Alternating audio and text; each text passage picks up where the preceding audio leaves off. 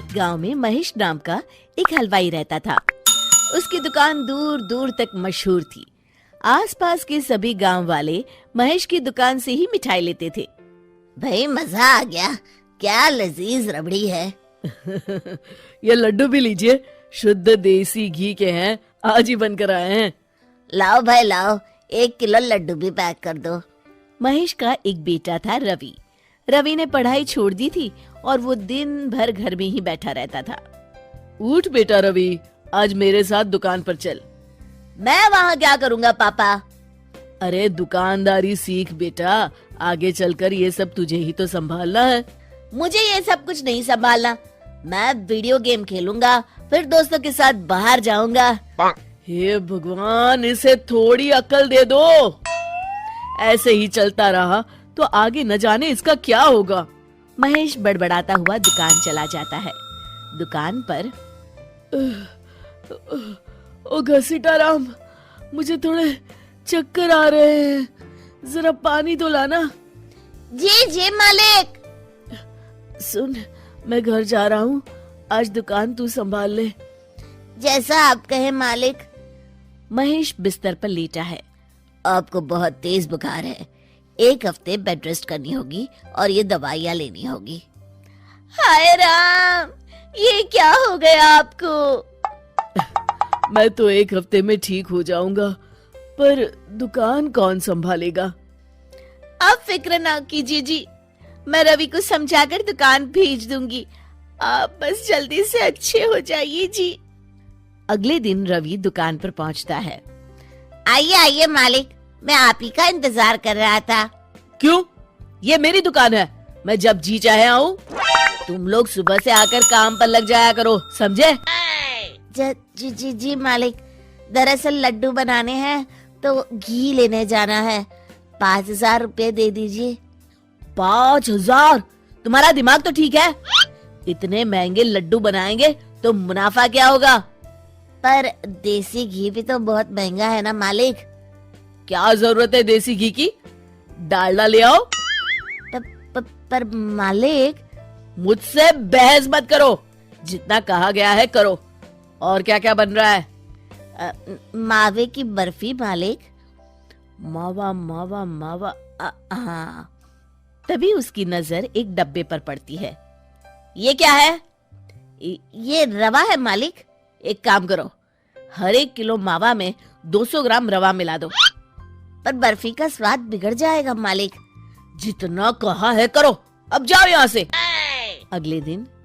क्या बात है रवि बाबू, आपके पापा दिखाई नहीं दे रहे?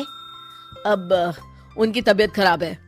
अच्छा भाई अच्छा, बस उन्हें ये बताना था कि वो आज आए नहीं तो उनकी मिठाई बड़ी बेस्वाद लग रही है।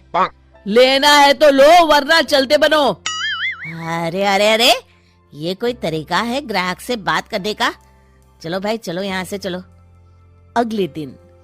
भैया, कल जो मैं लड्डू ले गया था उनका स्वाद बड़ा बेकार लगा। महेश बाबू का नाम सुनकर बड़ी दूर से आया था। 200 रुपये में इससे अच्छा और क्या मिलेगा? सुबह सुबह मनहूस बातें मत करो। कुछ लेना है तो लो, वरना फूटो यहाँ से। रवि के इस व्यवहार के चलते 2-4 दिनों में ही ग्राहकों का आना कम हो जाता है। मैंने तो सोचा था कि कम पूंजी में ज्यादा मुनाफा होगा, पर यहाँ तो घाटा हो रहा है। आखिर चक्कर क्या है? लगता है ये दुकानदारी मेरे बस की नहीं। महेश ठीक होकर दुकान लौटता है तो घसीटाराम उसे सब कुछ बताता है। हे भगवान, इसने तो मेरी सालों की मेहनत पर पानी फेर दिया। अब क्या करेंगे मालिक? कुछ नहीं, सबसे पहले तुम पहले की तरह शुद्ध और अच्छी मिठाइयाँ बनाओ और मुझे गांव के उन सब लोगों के नाम बताओ जिनसे रवि ने बदतमीजी की। रवि, कल सुबह दुकान पर आ जाना, बहुत जरूरी काम है। मुझे नहीं आना, मैंने 1 हफ्ता दुकान संभाल ली है, अब संभालो आप। दुकान तो तूने जैसे तैसे संभाल ली, पर सीखा कुछ नहीं। कल तुझे बहुत जरूरी सीख देनी है। रवि पैर पटकता हुआ बाहर चला जाता है। अगले दिन। ये ले, ताजी शुद्ध मिठाइयाँ। मैं इतनी मिठाइयों का क्या करूं? इन्हें उन सब के घर देकर आओ जिनसे तुमने बदतमीजी की, और साथ में माफी भी मांग लेना। अरे पर मैंने तो सिर्फ उन्हें। बेटा, घर आया मेहमान और दुकान पर आया ग्राहक भगवान के समान होता है। अब तू जल्दी जा और कल से कमाल देखना। रवि उन सभी 4-5 लोगों के यहाँ जाकर मिठाई देता है और माफी मांगता है। अगले दिन दुकान पर ग्राहकों की भीड़ लग जाती है। मान गए महेश बाबू, आपने तो आते ही घर तक मिठाई भिजवा दी। बस मेरे बेटे की गुस्ताखी को माफ कर देना भाई, उसमें अब तक बचपना है। हाँ हाँ, आपके लड्डू के बदले हर चीज की माफी है। भाई आज तो मेरे पड़ोसी भी आपकी उदारता देख के दंग रह गए। इतनी बड़ी दुकान के मालिक का बेटा घर तक माफी मांगने आया। भाई रिश्ते निभाना तो कहीं आपसे सीखे। बस आप लोगों की दया है। ताजी रसमलाई आई है, लेंगे आप? हाँ भाई हाँ, 200 ग्राम पैक कर दो। शिक्षा, सफलता पाने के लिए ईमानदार और विनम्र होना बहुत जरूरी है।